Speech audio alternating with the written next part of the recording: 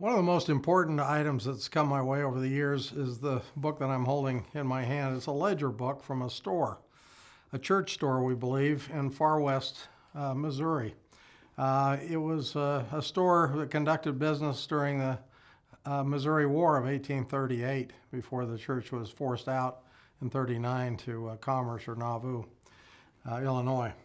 At any rate, it's a fascinating survivor because, as experts have told me, there's almost no primary material left from far west. It was written about later by people that were there. They didn't get a lot of books and ledgers and things out of far west, but this is one that survived. In it is listed many church members that don't appear in other documents and books and so on of the time, including some that didn't write.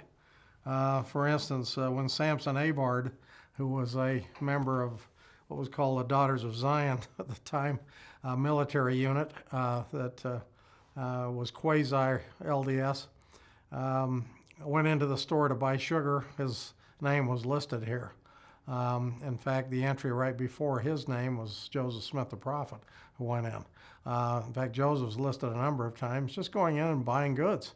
It makes them real people. It kind of brings them alive, even though it's a common everyday sort of situation to go into a store. Back here where they kept a ledger, you got almost every famous Latter-day Saint, from Brigham Young to the Pratt Brothers to Joseph Sr., and even to Jacob Hahn, who was told by Joseph to clear out of the mill before he got killed, but he got killed along with 16 other people at Hahn's mill a few weeks later. There's some interesting entries in here, and there's a couple of Latter-day Saints, including one that I'm quite interested in. Brigham Young's in here, Phineas Young. I mean, I could read name after name of people. Jacob Gates, people that you know from LDS history that are quite important.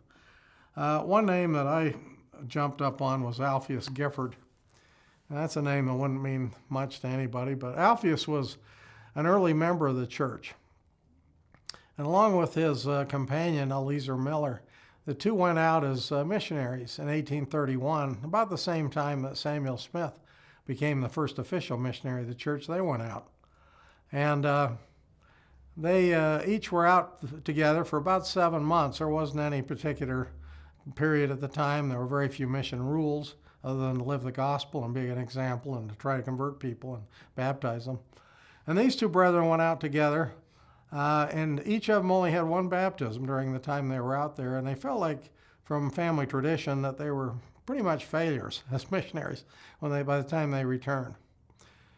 But a couple of years later, when those two converts that they baptized, Brigham Young and Heber C. Kimball, turned out to be pretty good members of the church, they felt better about their missionary activities.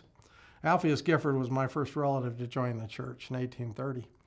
And the reason you haven't heard of either of these two, other than the two famous men that they baptized, is that neither one of them could write.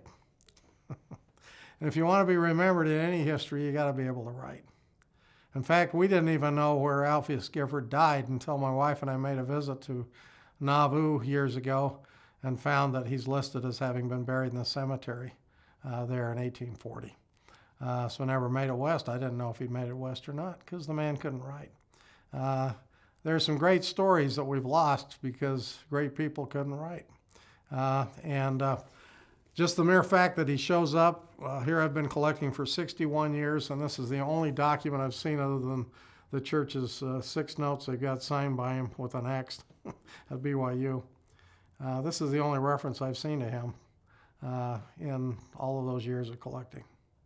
Don't forget to subscribe to our channel now for new stories to come, and feel free to share the link with others.